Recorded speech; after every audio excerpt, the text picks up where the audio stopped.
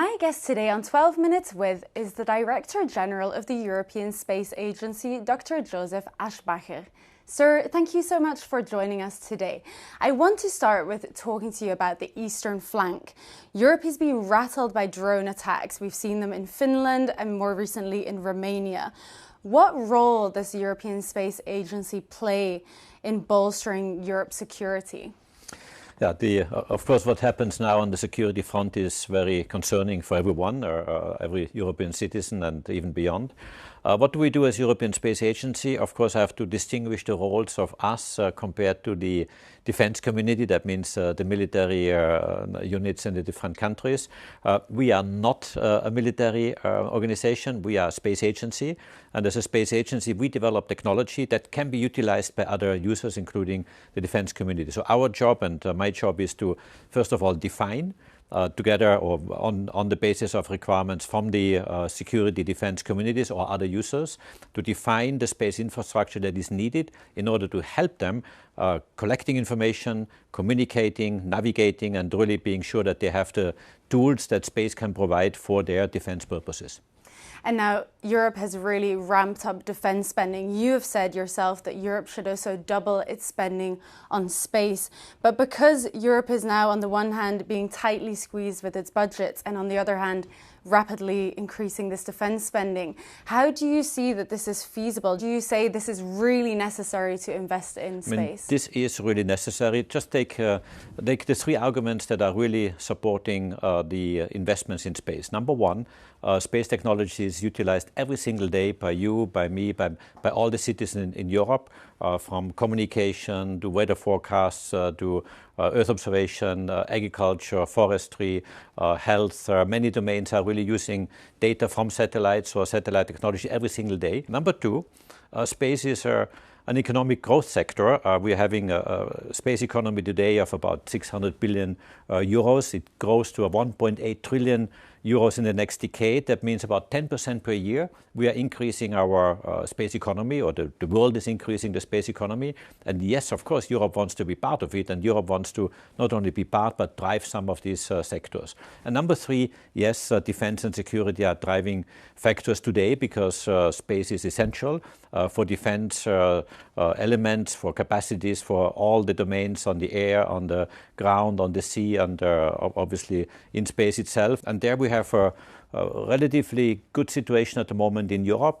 The budgets are very tight everywhere. We of course realize this, but space is so fundamental and is so important for daily life of every citizen, and therefore it's really well justified, because it's a bit like asking a question, do you need internet, yes or no? If you would switch off internet, yes, you can say it costs a lot of money having the computers, the networks and everything needed, but you couldn't do without internet. Space war is no longer a fiction. Many say it's a reality now. The latest stories of, for example, Russian satellites behaving suspiciously around European satellites are an example of this. What are the facts here? What are the risks? And what should Europe be doing to prepare and mitigate these risks? I mean, there are many things that need to be done. On one side, of course, space itself is probably in the future more under threat than today. But it's not only the space assets, that means the satellites in orbit, it's probably even more the ground assets, the ground stations, the operating stations, the stations that are communicating with the satellites and steering them and giving commands to the satellites. Cybersecurity is a big word in this context. So yes, we need to protect our overall system, and yes, this is something where I see increasing threats coming in the future in general, also in space, and that's something where we need to invest more to protect our infrastructure, our systems, in order to be sure to deliver all those data and information that you need in a daily life. Yeah, so you say really spending is the response here. And spending is the response, but spending it wisely. Just spending is, of course, not the right answer, but spending it in the right way. in a coordinated way, but also increasing the speed of how we build up our systems, because sometimes in Europe we are not as fast as we should be, and I think speed together with spending is really what needs to happen. And now the recent decision by the European Commission to give European satellite operators priority in the low orbit market. Many see this as a part of a shift in space culture here. This is assumedly because SpaceX, for example, and Amazon are light years ahead, many argue. Will this decision actually help Europe to finally make a competitive commercial space sector happen, do you think? Okay, you mentioned SpaceX and Amazon Leo, which of course are constellations that are being built up. I would not say that they are light years ahead. A light year is a very long distance and is a very big jump to make. But yes, we do have European systems in connectivity. I take OneWeb as an example, which is next to Starlink, the next, I would say, civilian or system that is being utilized by different users. So yes, we have something, but of course, yes, we need to build up and need to be much stronger. Square is the answer to that. But also at European level, at ESA level, we have initiated a program called European Resilience from Space, which is an integrated system, a system of systems that is having ISR, that means intelligence, surveillance, reconnaissance capabilities, together with connectivity, in order to provide information of any place in the world within a very short period of time at good resolution with different sensors. So yes, this build-up is necessary.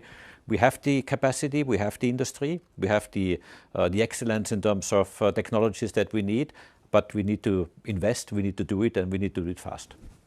And on Amazon, we saw some pictures very early on Friday morning of a rocket operated by Jeff Bezos' Blue Origin company that had exploded after takeoff. What was your reaction to these images?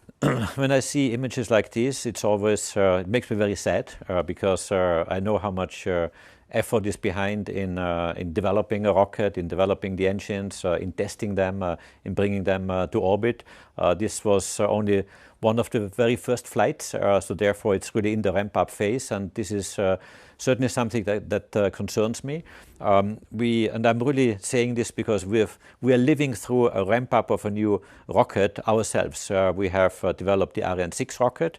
We have launched it in July 2024 for the first time, and fingers crossed, we have been very fortunate, but luck always is the result of many steps that you're putting in place yourself. We have been very fortunate that our Ariane 6 rocket is performing extremely well. The ramp up is very fast. It's the fastest today of any heavy lift rocket on the market or built over the last couple of years. So it's really something where you always realize how complex space technology is, and it is literally rocket science, and rocket science is not so simple. It's very complex, and succeeding in rocket science, that means in launches, is always a huge achievement. So yes, I feel very sorry for this incident that happened. It will be quite a big damage. You have seen the explosion. The launch base, I think, is pretty much destroyed, something that will take quite some time to rebuild, but also to investigate the reason why this explosion happened. And this, I know, is taking quite a bit of time. It's certainly a huge setback, not good for anyone in the space community. And I want to pivot to the US now. We saw this recent announcement from NASA that they are hoping to put a US base on the moon. What does this mean for Europe? We are part of it. We are having plans already since many years in the making of building up what we call the lunar economy or the lunar space economy. So that means infrastructure on the lunar surface. It may sound a bit science fiction to imagine that on the moon astronauts will be walking, will be driving with rovers, will be taking measurements. There will be other rovers extracting something from the soil on the lunar surface. There will be other factories producing bricks for making buildings and infrastructure. A launch pad may be constructed, ice may be converted to water and therefore oxygen and fuel at the end, but also really creating this infrastructure and this economy is quite a challenge. It will happen, but we are at the beginning of it. And ESA, yes, we are very much part of it. Of course, we discussed with NASA. We are in very close interactions. Just these days, I'm very intensely negotiating with NASA on the various elements that we can also provide in this larger context. But we have already started doing this since 2022, where we have funded very important projects. Argonaut, Moonlight are the keywords. Navigation, communication on the moon surface. Argonaut is transporting equipment from the Earth to the lunar surface. We have provided, as part of the Artemis program, the European Service Module, that is the module that powers, brings oxygen, water, and living conditions to the astronauts when they flew just a couple of weeks ago around the moon and back, and in the future onto the moon surface. The engine for this capsule, the Orion capsule, is coming from Europe, is provided by the European Space Agency. So yes, we are part of a very close and intense cooperation with NASA already. And I want to ask you, we've also seen these declassified UFO files released by the Pentagon recently. Does the European Space Agency have similar footage? Can we expect the same here in Europe, or? We do not have as much footage as just being released. We have, of course, some information that we get. Even I get letters and pictures and movies from citizens that they have seen and discovered something. We have an office within ESA that is looking into this. Sometimes it turns out to be some light effects, some planes or some satellites or something that has created a certain reflection, and therefore it looks a bit strange at first sight. But yes, we are also collecting information. But yes, NASA has a much larger database, and it's quite interesting to see some of this footing. And at first moment, of course, very surprising. And I think this is also quite interesting to really give it another dimension, which you wouldn't expect. And I think this is also part where people are very curious and want to see what could be possible. And just finally, very briefly, when do you think we will see the next European astronaut on the moon? On the moon, that is a big question. I wish I could answer the question. Around the moon is also good. Around the moon, I hope before the end of the decade.